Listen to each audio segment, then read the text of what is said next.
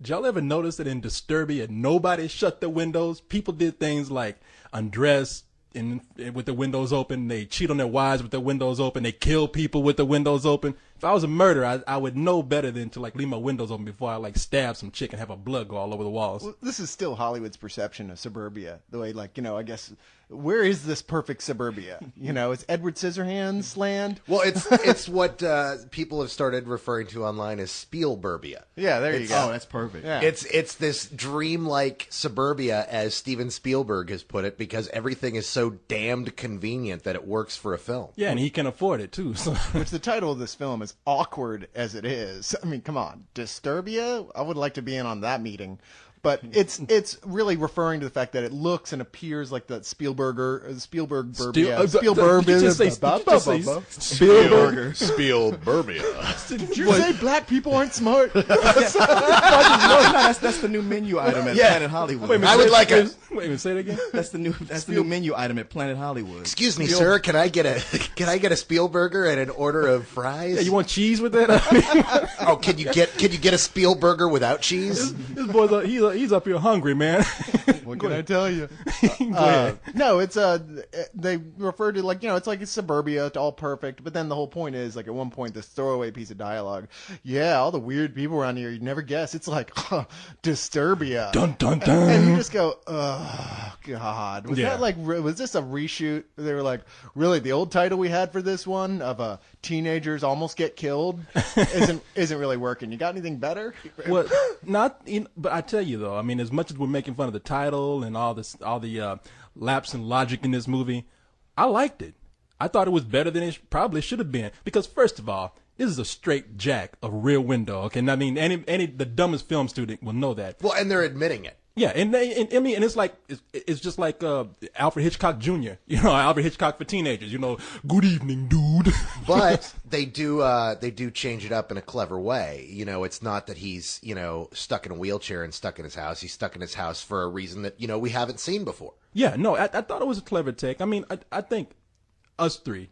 Carlyle and Cyrus and me. I think we liked it, but you didn't care for it too much. Yeah, I was. What? Were you turning to Daffy Duck? I know you, like your phlegm jumped in my throat. You need a Spielberg, and that wouldn't be the first time for that. Yeah, you know what? I thought this movie was really pretty mediocre, and I expected more from it. Maybe it all depends on expectations, but I thought that. God damn, what's his name? Help me out. Shia LaBeouf. Thank you. I thought Shia LaBeouf was very good. He's very charismatic. He's got movie star quality. Seen this kid grow up in all these Disney movies, and I thought he held it together. Mm-hmm. But everything else about it, I thought was just kind of weak. Especially like all the middle part was where all the tension should have been. And that's where it just really started to just kind of float and kind of lose my attention. I was like, all right, I guess this will pick up somewhere. And they save it all for the end for just kind of a big slasher, catch the killer kind of thing. Say the guy's name again. What is it? Shia LaBeouf. Wait a minute, say it one more time. Shia LaBeouf. I love that. Shia LaBeouf. Yeah, what kind of name? Is that a real name or did he change his name? No, that is his real birth name. Who would change their name to that? I don't know, but we're talking about it. Shia LaBeouf. Wait, what is that? Is that Jewish or something? What is that? I don't know. It sounds like it's Jewish and French. I think if I remember correctly, Shia was his grandfather's name. Okay, well, I don't like it. Sound like he's... Well, you know what? I'll tell him. Yeah, please. It's Pepe Le Pew's cousin. French Israeli or something. If you were a secret agent. Yeah. Yes. Can I have my? Oh no, that's right. He sounds like the explosive expert you have to call in the World War II movie. It's like get a Shia LaBeouf. Shia LaBeouf. Yeah. LaBeouf! No! Yeah, because he always gets gunned down. No, LaBeouf! Yeah, that's what he sounds like. He sounds like a terrorist. I don't like that name. Except that he's really good in the movie. Yeah, no, he's actually, like you said, I mean, I've seen him in a lot of things, and even in some of the worst things, I always thought he was I thought he was the shining star and everything. Yeah, like Constantine. Yeah, Constantine, iRobot, Holes, several shitty Disney movies. He was not the shining star in iRobot. Come on. He was like the little street urchin Jimmy Olsen that showed up every so often. He barely remember he's in that movie. The gleam of hope in that movie. He was a great. Wait, did he just say he liked Shia LaBeouf's Holes? Okay, no. No, I mean, I think that the movie is. Hold on. Let's get it all out. La bouffe. Be careful too, y'all stepping on each other's lines a lot. I mean, that's fine with me. Okay, go for it. I'll just cut you all out. Yeah, exactly. No, fuck. See, man, forget what I was gonna say. No.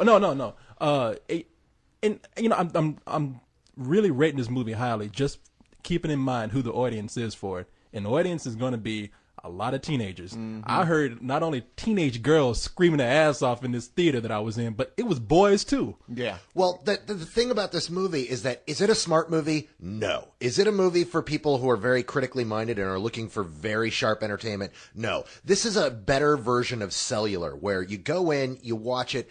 It doesn't require you to think, but it's not one of those turn your brain off because it's so stupid. It is just a middle of the road, good old fashioned, you know, PG-13 thriller meant to entertain audiences while they watch it. Yeah, and you know what? And it is stupid. I mean, there's a lot of dumb things that happen in this movie. Like I said, the killer might as well just put up a sign on his window saying, "I'm stabbing this bitch right now." Yeah, I don't get how this guy was such a successful killer, and yet he comes to this place and he just cannot lay low. Like, people are on to him, or they're suspicious, and rather than just go like, well, maybe I'll just not kill for a couple weeks and let it die down, he just can't stop. Not to mention that he's pretty much he'll be at this point where he's like, okay, it's over. You got free and clear. Wait, no, I'm going to fuck it all up. Yeah, exactly. But what this movie has going in its favor is a really original and a really unique romantic angle, which really works. That whole angle with the, it's the typical girl next door story, but working that in with the whole house arrest and trying to woo her when you can't even step out of your own yard is actually a really interesting take. Yeah, go ahead. No. What this movie does is it glamorizes a guy who's a creepy stalker.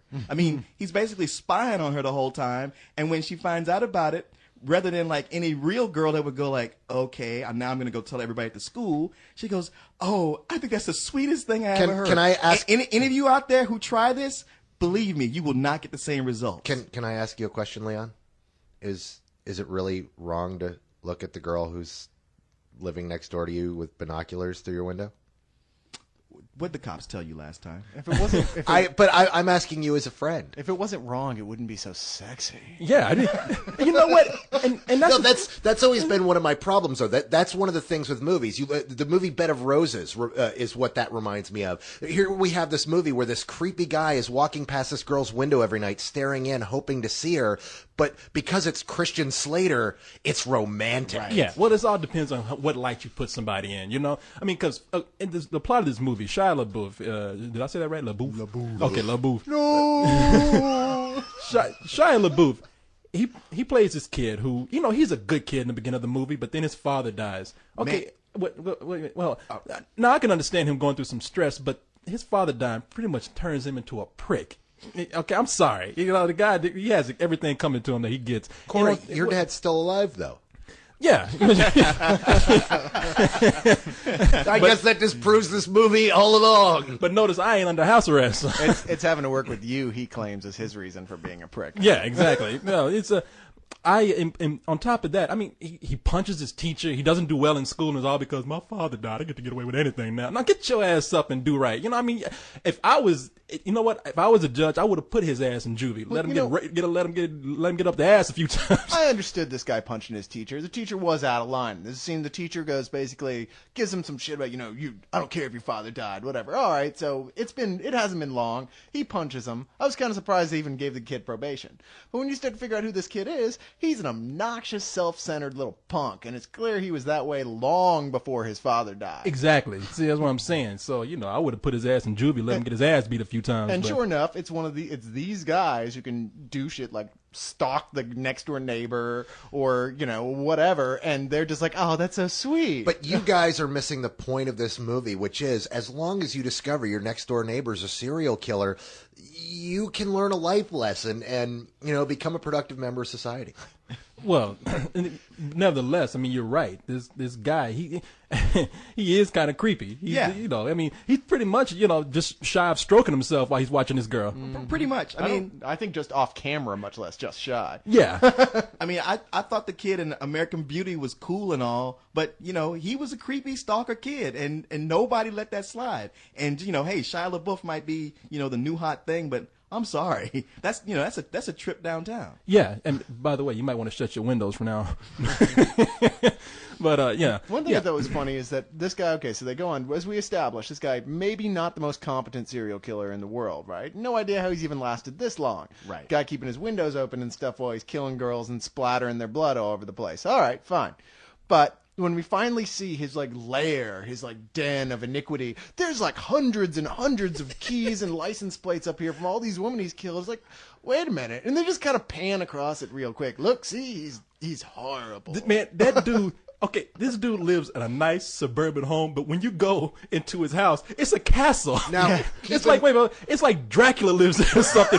There's catacombs and tunnels. It's like, where'd all this shit come from? It's like the tunnels for the Nazis or something. Well, that's what I'm saying. He had this elaborate setup. Why was he so quick to give it all up? Just because this one kid was sniffing around. It's like, look, just not kill. Just don't kill anybody this week, and Now- you can keep your sweet setup. Now, first of all, what? I had it, and then he took me to the Scooby-Doo gang. I know. I was just like, it's like I was waiting for Martin to make a Scooby-Doo gang joke, and so my mind went that I way. do that almost every time. Yeah, no. I wasn't thinking about it this week. No, now keep in mind. It's the let me old start. man who runs this Rob Zombie museum. Yes, and I would have gotten away with it too. Now keep in mind, this is directed by the guy who directed Taking Lives. So the hell is that? don't you guys remember the Angelina Jolie, Ethan Hawke serial killer film from a few years ago? Yeah, okay. Yeah. Notice how the first 2/3 of this movie are one movie, and then all of a sudden it becomes Taking Lives. It totally became a different movie. Yeah. Yeah. It's the exact same phenomenon. Well, what did you think about the movie? Did you like it? I enjoyed the movie quite a bit for what it is. It is not anything that I'm going to remember 2 months from now. It'll be, oh yeah, that was fun. Somebody will bring it up and go, oh yeah, I saw that. That was fun. It's not going to be a huge barn burner, but for the audience it's intended for, they're going to have a lot of fun, and it's a good, mindless Friday night movie. Yeah. Yeah, the teenagers are going to really enjoy this. It's one of those things that if you end up seeing it and you're not a teenager, you're not going to be miserable. It's not awful. It's got some fun points to it. But certainly not something that we're going to be talking about years from now. But if you're in there with a 14-year-old chick to watch her go, ee! And squeeze up against you, you have found your movie, my friend. I see you have your Friday night set up now. Indeed. And I've got my binoculars. I don't think I disagree with you guys at all. Just for me, I thought it opened really strong, and all through it had so much potential to be better, and just never went with it. Yeah. So you're saying you're Danny Glover on this? No, I'm too old for this. I'm not Danny Glover on it. I just saw in this movie how it could have been better with not much more effort, and it just didn't do it. Yeah, and then, like I said, if you're an adult, I don't think you're gonna it's not gonna be the greatest thing. But you know what? If you're a teenage girl, for some reason, this is gonna rock your world. But sorry, go ahead. Another promising role for LaBouffe.